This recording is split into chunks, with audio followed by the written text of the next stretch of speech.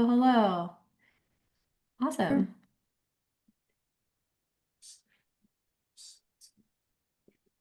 All right.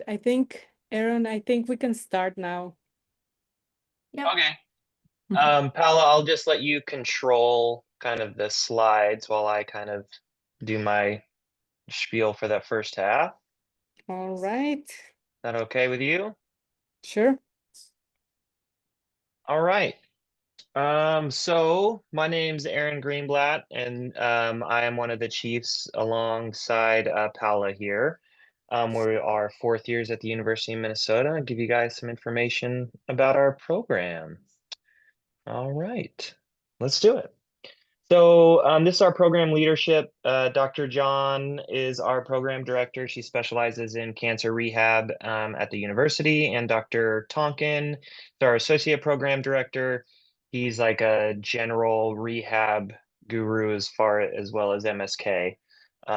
He practices at multiple sites over the Twin Cities. They are kind of the anchors of our program. Kind of we we're very fortunate to have them. They're very open-minded. Any changes that we kind of think would better help the program, they're more than happy to kind of give us the tools we need to make that happen. And they always, always, always have the residents' backs. And it's very nice support to have. We love it. So that's makes up part of the program leadership. And then next would be Paula and myself. So at our program, when we refer to leadership, it'd be Dr. Tonkin, Dr. John, Paula, myself, and then one person we didn't put on there is our program administrator, Olivia, who is a blessing to our program. She joined about a year and a half ago, and she's just the best. She helps with all logistics of everything for us. All right.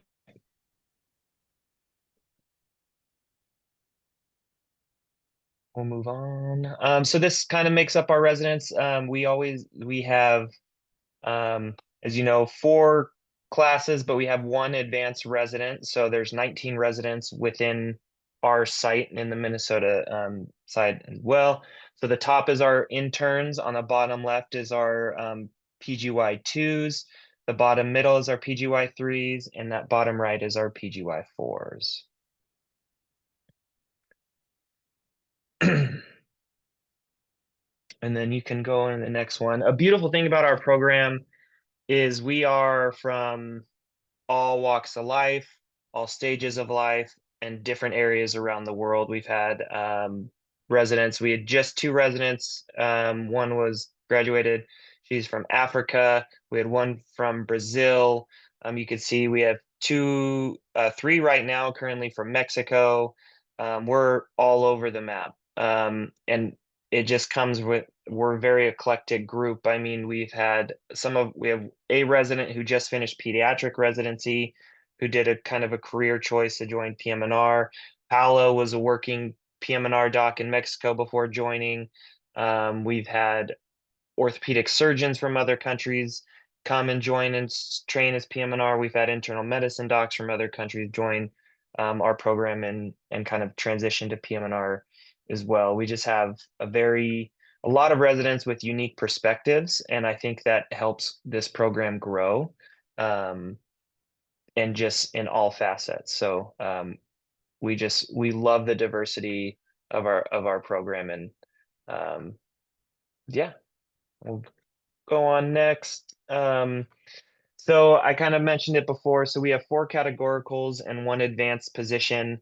So that advanced position joins the program after their intern year, and then the categoricals will do their intern year kind of separate from the PM&R department, but kind of within our VA and one of our community hospitals. Um, they and something that and I know everyone here who's applying is pretty well aware, so we just always want to remind you. So when you're doing the ranking system, you'll be able to rank each position. So you don't just rank Minnesota, you'll be able to rank our categorical position as well as our advanced position. I was the advanced resident for our class. And just for instance, like I knew U of M was my number one choice, so I ranked categorical number one and then advanced number two, and then I was fortunate enough to get the advanced position. So yeah, that's how we break down our positions here. And then once you start PGY twos, threes, fours, this is kind of a breakdown of our clinical schedule. So you can see we have 2 dedicated EMG rotations. This is done at our VA.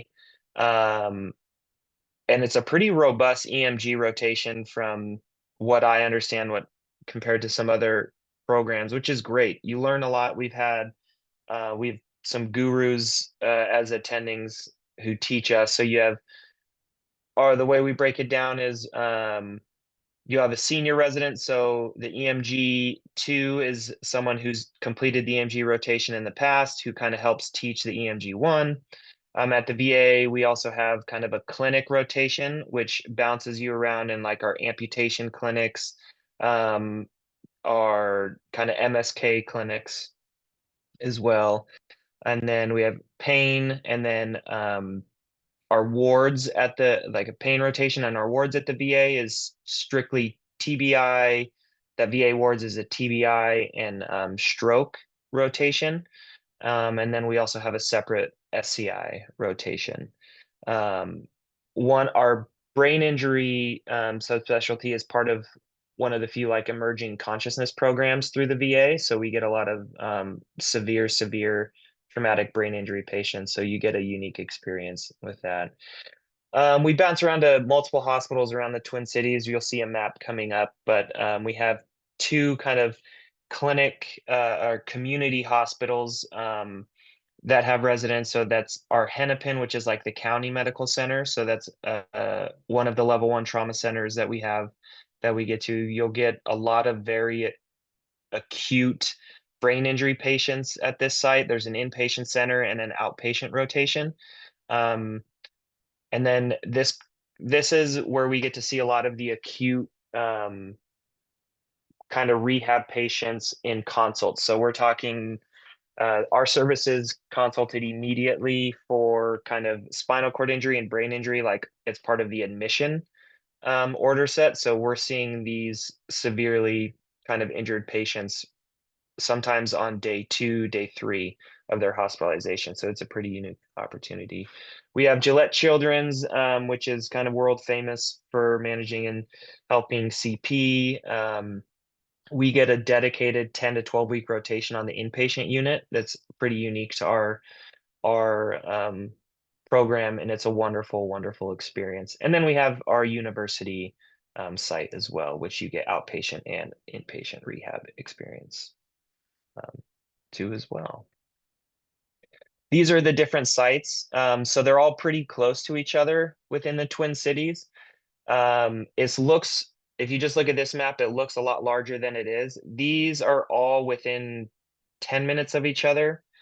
And then where residents live, it's pretty sporadic, but I live the furthest away, and my longest commute is 35 minutes in the morning. And it's not too bad. And I can hit all 5 of our sites within 35-40 minutes. So it's pretty accessible. Most sites you can actually utilize the public transit for like our inpatient rotations. That's another kind of unique opportunity we have. We get kind of covered parking at every site except the VA. That's the only one that's uncovered parking, which in Minnesota kind of we like that because wintertime can come with some snow. And we'll go to the next slide, Paula. So this is the intern year laid out for those 4 categorical residents. It's uniquely designed to help with preparing for that medical side of our PM&R careers. So we have a internship kind of director, Dr. Fazenden, and she does a great job taking feedback in, and there's been adjustments kind of to this schedule. So you get the cardiology, general internal medicine, but then we also spend a lot of time with neurology, urology, neurosurgery. One resident will do a trauma surgery. So, and each one of those rotations, um, they kind of gear towards PM&R. So they kind of help that they know what our intern is kind of going into. So they kind of gear those rotations towards that. No call during intern year. It's wonderful.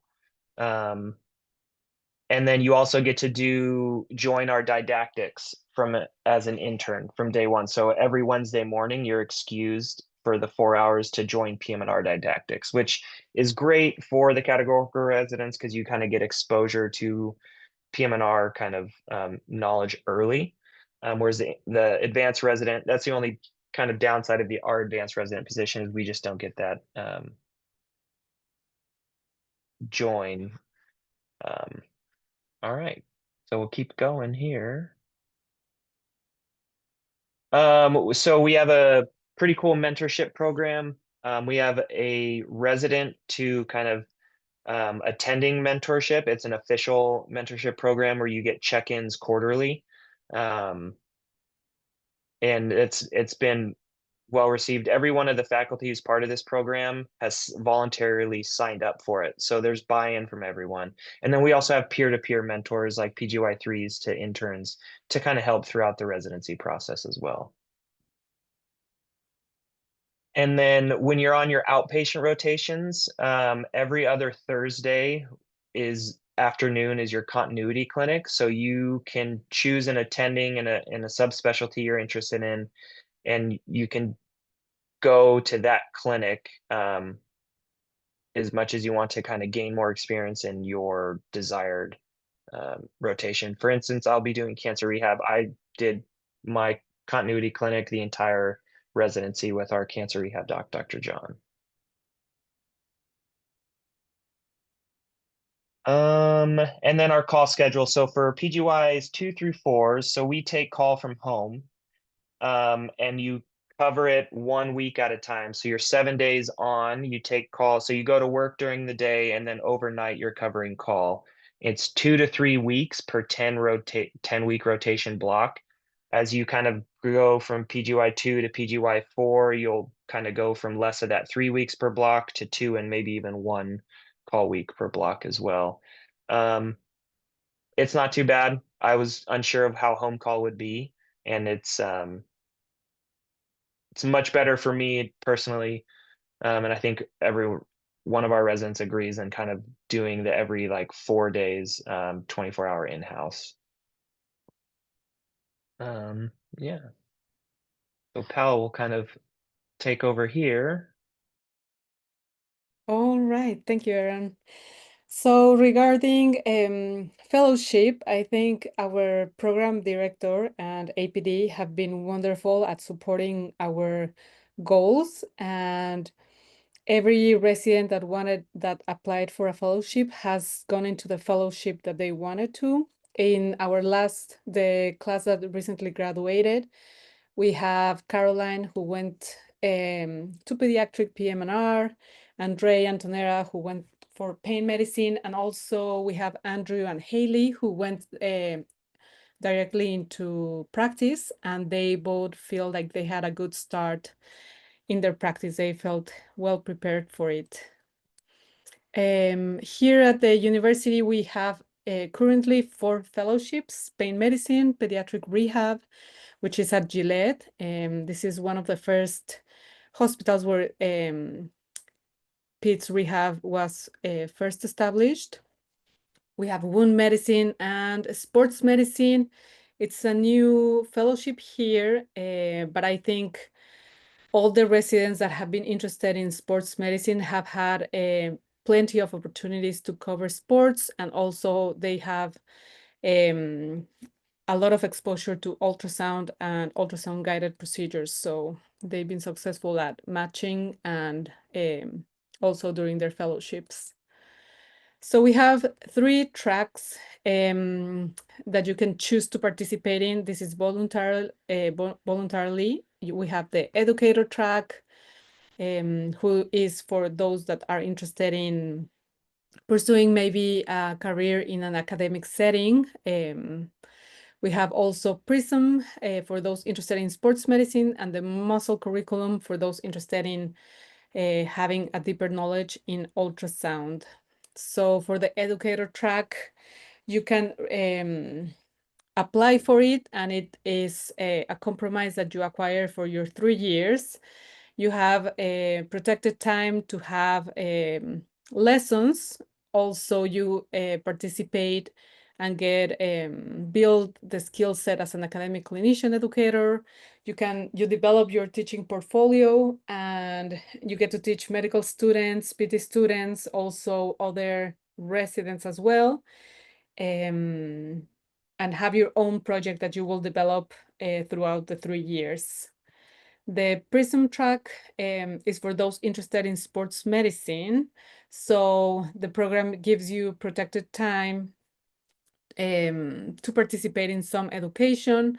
And then you also have plenty of opportunities to participate in sideline coverage opportunities and support to attend the medicine, the AMSSM annual conference.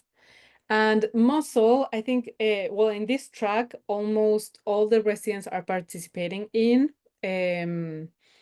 You have to apply formally to participate throughout the year, and you can participate in any year of residency. So you can decide to do it since your first year as an intern, or maybe you want to kind of be to be involved until you're on your PGY2, PGY3, feeling more comfortable in your residency. So it's led by residents. We have the support of a few of the attendings that have a lot of experience doing muscle, doing ultrasound. I participated throughout my PGY2 and PGY3 in the muscle track, and it was incredible. I really feel like it helped me to feel a lot more comfortable using the ultrasound, and feeling confident to use it when I had the opportunity to do an ultrasound guided injection during clinic. So resident benefits, well, we have kind of the same, well, different amount of paid time off according to the year you're at. You also have educational leave per year. And well, something that is new here in Minnesota is that by law, you get 6 more days per year for sick leave. So I think that was also an addition that really helped. We get $3,000 of CME funding that you can use for plenty of things, like attending national conferences, purchasing board review books, materials, etc. And we also get leave for parental leave, military leave, and bereavement leave. Well, regarding well-being, we have an incredible wellness team that has made sure we have 1 resident per class that is part of this committee, and they make sure they are continuously, let's say, organizing activities outside of the residency program, and also 2 wellness days throughout the year. Then we also have available professional and academic coaching throughout through the university, mentorship, as I had mentioned before, and then the residency program also can support you to participate in a resident leadership academy, which was a really good experience for myself. And we have a lot of resources for DEI, for IMGs, and also for physician wellness in general.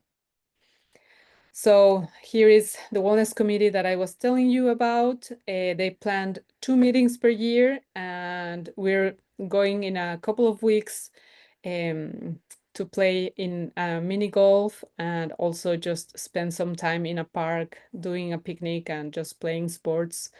We've had we also had another wellness day where we went to play pickleball, and it was a lot of fun. And regarding the winter in Minnesota, well, what can I tell you? I think this city is very well prepared for the winter. I come from Mexico, and I've actually had a great experience. I'm here with my two kids, and there's so many activities to do outside. The city doesn't stop. You can go, all the parks have ice rinks, and it's a lot of fun just to go ice skate every day in the afternoons. The lakes, sometimes when they're frozen, you can also ice skate in the lakes, which was for me like a great experience. You can also, my kids have are participate every year in a country ski program that was organized by my neighbors, and we get all the kids outside just to learn to do cross country ski, and that's also been great. And of course, there's plenty of opportunities for sports coverage in the winter. All the buildings have tunnels, so you can avoid like a really cold day. And Minnesota is great at clearing the roads. So even if there was a huge snowstorm, I've always been able to get out of my house very easily and get to the hospital without any problem. You all have about a minute and a half left. All right, so here's our last slides. Why University of Minnesota? Well, I think we are a very cohesive group of residents. I think both Aaron and I can talk for the group. Since the first day you arrive to the program, you feel very welcomed. I think we all like to do things together. There's a lot of support from our co-residents, attendings, and I think we have multiple opportunities to create our own path and to focus on our own interests. And as Aaron was saying, we have residents from all over the US, residents from outside the US, and I think that's also something that is great about our group. And here are some pictures of wellness days, of hanging outs that we've done outside residency. Also,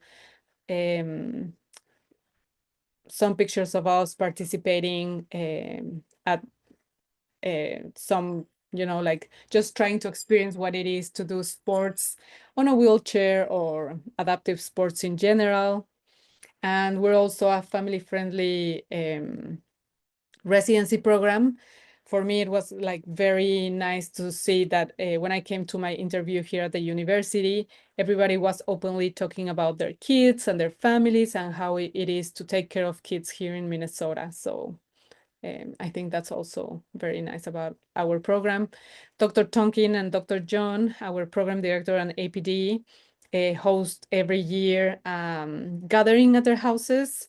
Dr. Tonkin in the summer and Dr. John during Christmas, and all the attendings and residents go there with their families. So the kids already know each other, and it's a really nice environment. So here are some of the pictures of what's to do around the Twin Cities. I think it is a very good mix between city and outdoors. You have everything you need in a city, a lot of culture, concerts, many different good restaurants, and at the same time, you can. It's one of the cities with more parks and bike paths. And the summer is just like a paradise to me. Going camping during autumn is also amazing. So we would love to get to meet you in the interviews, and hopefully you can also, if this is the way for you, I hope you just reach out, and we're here for you to answer any questions you have.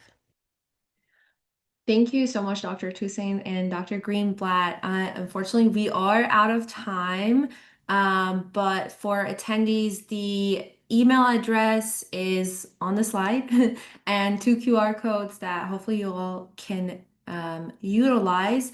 And I'm not sure, will you all be able to hang around for a couple more minutes to answer questions in the chat, hopefully? Yeah, Yes. I'm already doing it. Oh, awesome. Appreciate it. Thank Yeah. you so much. Hey, well, thank you both. This was very informational and love seeing all the beautiful faces and the big smiles in the slides for sure.